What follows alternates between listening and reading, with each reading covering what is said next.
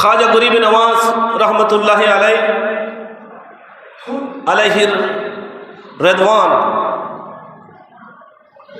তার জীবনী সম্পর্কে আমরা জানি তিনি ওলি ছিলেন, কুতুব ছিলেন, গৌস ছিলেন। এর বাইরের পরিচয়ও আছে, তিনি মুহাদ্দিস ছিলেন। সুবহানাল্লাহ বলেন।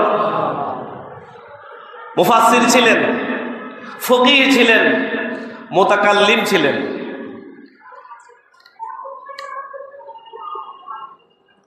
মুতাকাল্লিম এটা আপনারা এখানে বুঝবেন না, এটা একাডেমিক পরিভাষা। মুতাকাল্লিম হলো আকীদার ইমাম ছিলেন, অর্থাৎ যারা কোরআন হাদিসের বাইরে গিয়েও নাস্তিকদেরকে জবাব দিতে পারে। সুবহানাল্লাহ বলেন।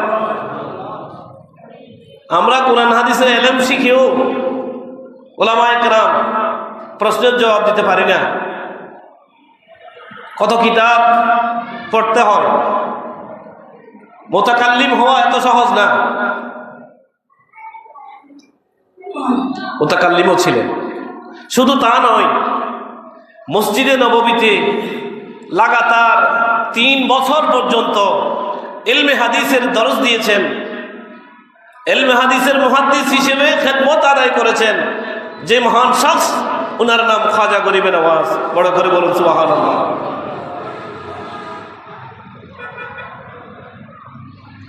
নয়শো বছর আগে মসজিদে নববীতে মুহাদ্দিস হওয়া, এটা আমরা কল্পনা করতে পারবো না।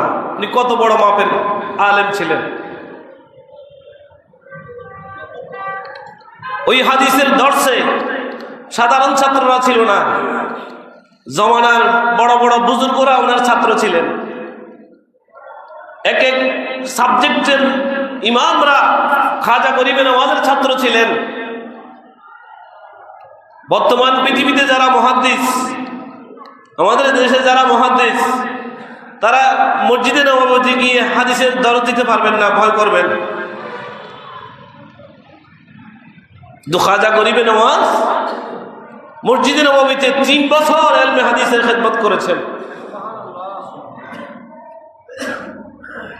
তিনি যখন ইলমে হাদিসের খেদমত করেছেন, ইবনে হাজার আসকালানির জন্ম হয় নাই, ইবনে রাজব হাম্বলির জন্ম হয় নাই, মোল্লা আলী কারির জন্ম হয় নাই,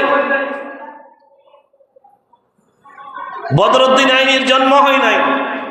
যারা বর্তমান বিশ্বের সবচেয়ে এমিনেন্ট ডিফেন্ডেবল মুহাদ্দিস হিসেবে যারা সারা পৃথিবীর সব ঘরানার মুসলমানদের কাছে যারা গ্রহণযোগ্য, সেসব মুহাদ্দিসদের জন্ম হয় নাই।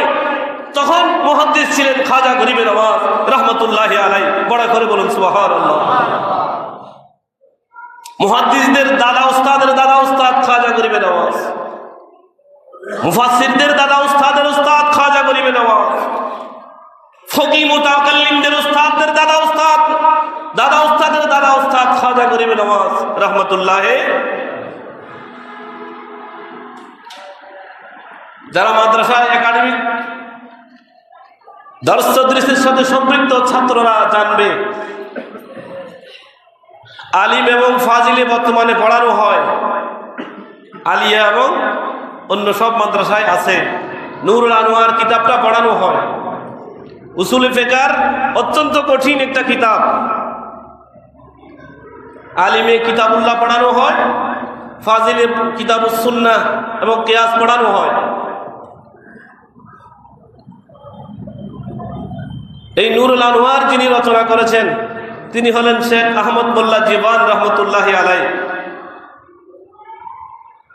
বর্তমানে যারা আলেম পরিচয় দিবে, এই কিতাব পড়তে হবে। বর্তমানে যারা আলেম পরিচয় দিবে, নূরুল আনোয়ার কিতাবটা পড়তে হবে। উসুল শাস্ত্রের উসুল ফিকার কিতাবটা, এই কিতাব রচনা করেছেন শেখ আহমদ মোল্লা জীবান রহমতুল্লাহি আলাইহি। বাংলায় বললে জীবন মোল্লা।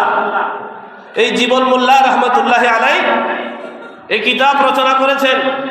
এই শেখ আহমদ মোল্লা জীবান রহমতুল্লাহ আলাইহি নিয়মিত খাজা গরিব নওয়াজের দরবারে জিয়ারতের জন্য আসতেন। বড় করে বলুন সুবহানাল্লাহ।